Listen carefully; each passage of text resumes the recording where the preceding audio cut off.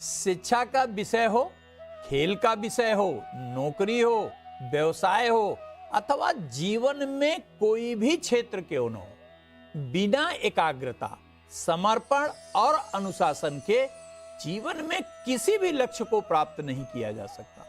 आज इन तीनों के विषय पर बात करके हम यह बताने का प्रयास करेंगे कि आपका मन एकाग्र क्यों नहीं होता।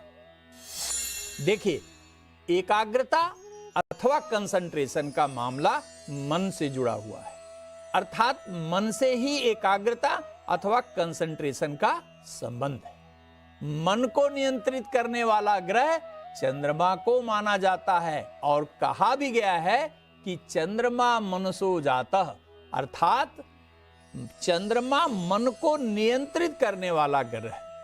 जन्म कुंडली में चंद्रमा की बलवान अथवा शुभ अवस्था यह बताएगी कि इस बच्चे के अंदर अच्छी एकाग्रता है या नहीं।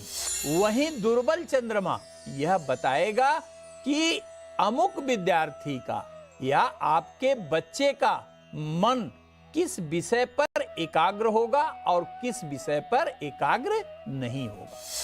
चंद्रमा के अतिरिक्त कुछ राशि भी और कुछ ग्रह भी इसके जिम्मेदार होते हैं। जैसे जन्म कुंडली में मेष से लेकर मीन राशि तक सभी राशियों को 3 भागों में बांटा जाता है, जिन्हें चर, स्थिर अथवा द्विस्वभाव राशियां कही जाती है। यदि जन्म कुंडली में बच्चे को एकाग्र होने में या कंसंट्रेशन राशि या चर राशि हो, उसमें कोई राहु या अन्य पापक ग्रह बैठ जाए तो ऐसा बच्चा एकाग्र या कंसंट्रेट नहीं करता। यदि आपके बच्चे की एकाग्रता अच्छी न हो या पढ़ाई में बिल्कुल कंसंट्रेट न करता हो तो यह उपाय करिए, निश्चित रूप से उसकी एकाग्रता बढ़ेगी, उसका मन भी पढ़ाई में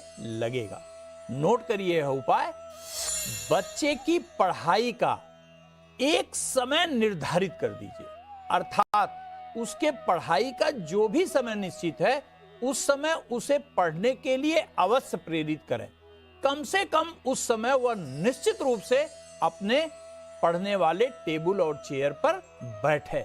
इस समय में परिवर्तन, यदि कोई विशेष स्थिति नहीं है तो नॉर्मल कंडीशन में बिल्कुल मत करिए। इससे लगातार करने से मन की एकाग्रता निश्चित रूप से बढ़ जाएगी। दूसरा, यदि आपका बच्चा मेज कुर्सी पर बैठकर पढ़ने के योग्य है तो उसे बिस्तर पर कदापि पढ़ने के लिए अलाउ मत करिएगा।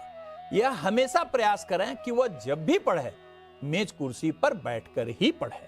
और तीसरा, उसके मेज पर सफेद कपड़ा बिछा दीजिए और बहुत छोटी सी माता सरस्वती का सुंदरतम प्रतिमा या तस्वीर रख दीजिए, बाईं तरफ रखिएगा। पढ़ाई के समय बच्चे का मुख पूरब या उत्तर दिशा में हो, यह निश्चित सुनिश्चित कर लीजिए। के अनुरूप 11 बार, 21 बार, 54 बार, 108 बार, जितनी बार भी बच्चा पढ़ पाए मंदिर में बैठाकर पढ़ाने की पहले आदत डालिए। इस मंत्र के अंदर वो अद्भुत क्षमता है कि अगर 15 दिन 16 दिन आप उसे डिसिप्लिन सिखा के बैठा दें तो माता सरस्वती की कृपा से वो अपने आप ही बैठने लगेगा। दूसरा उपाय, या देवी सर्वभूतेषु विद्यारूपेण संसिता नमस्तस्यै नमस्तस्यै नमस्तस्यै नमो नमः, अर्थात ये भगवती आदिशक्ति स्वरूपा का विद्या रूपी मंत्र है।